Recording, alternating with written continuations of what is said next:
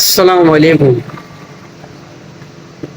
جناب، میں آپ کے سامنے حاضر ہوں ایک عنوان لے کے جو کہ حقیقت میں مبنی ہے، اور اس کے آگے بھی میں حقیقت میں مبنی ہی عنوان آپ کے سامنے لے کر آتا رہوں گا۔ عنوان ہے ذوالفقار علی بھٹو۔ میرا آج کا عنوان ہی ذوالفقار علی بھٹو ہے۔ یہ پاکستان کے چوتھے صدر تھے۔ چوتھے صدر سے مراد پاکستان جب سے بنا اسٹارٹ ہوا تو اسٹیپ بائی اسٹیپ کئی صدر آئے، لیکن ان کا چوتھے نمبر پہ آیا تھا، کیونکہ ان کی صدارت سنبھالی چوتھے صدر تھے۔ ان کی جائے پیدائش 5 جنوری 1928 بمبئی میں ہوئی، اور جس گاؤں میں پیدا ہوا اس کو راٹھو ڈیرو میں پیدا ہوئے تھے۔ وہ انتقال جو ان کا ہوا ہے 1979 میں ہوا ہے، 4 اپریل کو، پاکستان میں۔ اس کو آپ انتقال بھی کر سکتے ہیں، اور میری نظر میں تو خیر شہادت ہوئی، کیونکہ اس شخص نے جو ملک کے لیے کیا، اگر اس پہ اور فکر کیا جائے تو دیکھا جائے تو ایک شہادت ہے۔ بہرحال سب کا اپنا اپنا نظریہ ہوتا ہے۔ انہوں نے اپنی تعلیم، اختتامی تعلیم جو 1952 میں امریکہ ایکسفورڈ یونیورسٹی میں سے حاصل کیا اور لو کیا وہاں سے، اور پاکستان سندھ میں رہائش پذیر ہوئے۔ ان کی قابلیت کی وجہ سے 1960 میں پاکستان منسٹری آف کامرس کا انچارج مقرر کیا گیا۔ آپ یہ دیکھیں کہ ایک ایسا شخص جو کہ تعلیم کے لیے امریکہ گیا، اور وہ چاہتا تو وہ امریکہ میں رہائش پذیر ہو جاتا، لیکن اس نے ترجیح دی کہ پاکستان بننے کے بعد وہ پاکستان میں آیا، اس نے اپنی رہائش کی وہاں پہ، اور اتنی اعلیٰ تعلیم حاصل کرنے کے بعد پاکستان کے لیے وہ کچھ کرنا چاہتا تھا، اور اس کی قابلیت کی بنا پہ اس کو یہ درجہ دیا گیا کہ 1960 میں پاکستان منسٹری آف کامرس کا انچارج مقرر کیا گیا۔ 1972 میں پاکستان کے صدر کی حیثیت سے حلف لیا انہوں نے۔ ایسے شخص کو شہید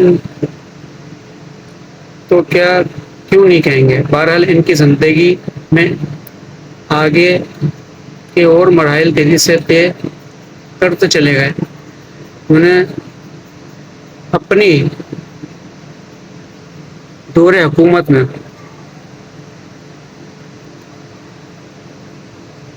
انڈیا سے ایک معاہدہ کیا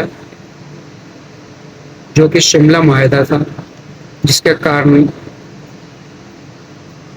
کے کارنامے یہ کہ انہوں نے وہاں سے اس جگہ کو جہاں پہ انڈیا کا قبضہ تھا اس کو آزاد بھی کروایا، اور وہاں کے قیدیوں کو بھی آزاد کروایا جو مسلمان تھے۔ اور روس کے ساتھ بھی انہوں نے اچھے تعلقات کا آغاز کیا، اور اسٹیل مل کا قیام بھی ذوالفقار علی بھٹو کا ایک تحفہ ہے۔ ذوالفقار علی بھٹو ایک نہیں ہے، 2 ذوالفقار علی بھٹو ہے، ایک جو یہاں کھڑا ہے اور دوسرے آپ، ہر ایک آپ میں سے۔ جو آپ کی تکلیف ہے وہ میری ہے، کیونکہ میں نے کہا کہ میں 2 ہوں، میں ایک نہیں ہوں۔ ایک اس جسم میں، اس خون میں، اس بت میں کھڑا ہوں، دوسرا آپ کے روح میں، آپ کے جسم میں، آپ کے بت میں کھڑا ہوں۔ ایسے وزارتی صدر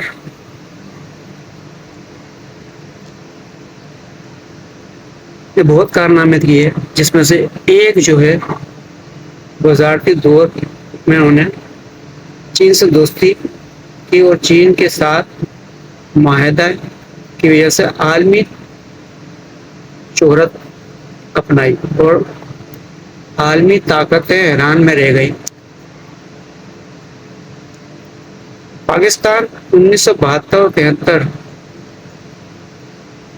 میں نیوکلیئر پاور بھی بنا، اس کا سر بھی ذوالفقار علی بھٹو کو جاتا ہے۔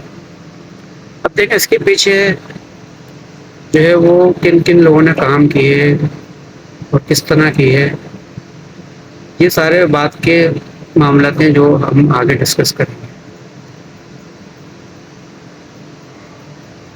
ابھی فی الحال میں آپ کو یہ بتانا چاہتا ہوں کہ آخر ان کے ساتھ کیا ہوا، پھر ایسا آخر کیا ہوا کہ ان کی ہستی بستی زندگی بکھر گئی۔ حقیقت میں ذوالفقار علی بھٹو پیس پارٹی کے چیئرمین تھے، اور انہوں نے ایک جماعت بنائی تھی پاکستان میں آتے ہی، جس کا نام پاکستان پیپلز پارٹی تھا۔ انہوں نے ایوان میں 146 ارکان کے ایوان میں 108 ووٹ حاصل کرنے کے بعد 14 اگست 1973 کو ملک کے وزیر اعظم کے طور پر حلف اٹھایا اور نئے آئین کے تحت فضل الہی صدر منتخب ہوئے۔ لیکن منتخب کردہ chief of army general Zia, note کیجیے گا اس بات کو، کہ جنرل ضیاء کے 8 جنوری 1977 کو ان کی حکومت کا تختہ پلٹ دیا۔ اب کیوں پلٹا، کس وجوہات کی وجہ سے پلٹا، کیسے پلٹا گیا، یہ آگے میں آپ کو انشاءاللہ جب وہ ٹاپک آئے گا تو بتاؤں گا۔ اس کے اندر کوئی شک کی گنجائش نہیں ہے، جھوٹ نہیں ہے اس کے اندر، آپ چاہیں تو تجزیہ کر سکتے ہیں تاریخ کو اٹھا کے۔ اور جنرل ضیاء صاحب نے تختہ الٹتے ہی مارشل لاء کا اعلان کر دیا، آئین کی دھجیاں بکھیر دی، اور جب ذوالفقار علی بھٹو نے اس کے خلاف آواز اٹھائی تو اور احتجاج کیا تو نواب احمد خان قصوری کی قتل کے الزام میں گرفتار کر لیا۔ گرفتار تو ان کو پہلے بھی کیا گیا تھا، جب اسمبلی ڈیزولو کی گئی تھی جب بھی گرفتار کیا گیا تھا، لیکن کچھ کیس نہیں بن سکا تھا تو ان کو چھوڑ دیا تھا۔ وہ کیس کیوں نہیں بن سکا تھا اور وہ کیا چاہ رہے تھے کیس بنانا، وہ آگے آپ کو پتہ چل جائے گا۔ اب ان کو گرفتار کر لیا گیا نواب احمد خان قصوری کے قتل کے الزام میں، اور اس ٹائم کے ججز وغیرہ نے فیصلہ سنا دیا گیا۔ 18 مارچ 1978 کو سزائے موت سنا دی گئی۔ جنرل ضیاء نے کوئی بھی کسر چھوڑی نہیں اور بالآخر 4 اپریل 1979 کو ذوالفقار علی بھٹو کو پھانسی دے دی گئی۔ یہ بہت بڑا المیہ ہے، بظاہر تو ہم روانی میں ساری باتیں آپ کو بتا رہے ہیں، آپ سن بھی رہے ہو، لیکن اگر اس کو غور فکر کیا جائے اس کے پیچھے پس پردہ کیا کیا معاملات تھے، کیوں ہوا ایسا، کون کون اس کے اندر انوالو تھے، یہ بہت ہی گھناؤنی سازش ہوئی ہے اس ملک کے ساتھ، اور جو کہ ابھی تک ہو ہی رہی ہے۔ اب آپ فیصلہ کریں اس کو غور فکر کر کے، کیا آیا یہ صحیح ہے یا غلط ہوا، یہ میں آپ کو چھوڑوں۔ اللہ تعالیٰ سب کو حفظ و امان میں رکھے، آپ کو، مجھ کو، ہم سب کو دعا میں یاد رکھیے گا۔ اللہ حافظ۔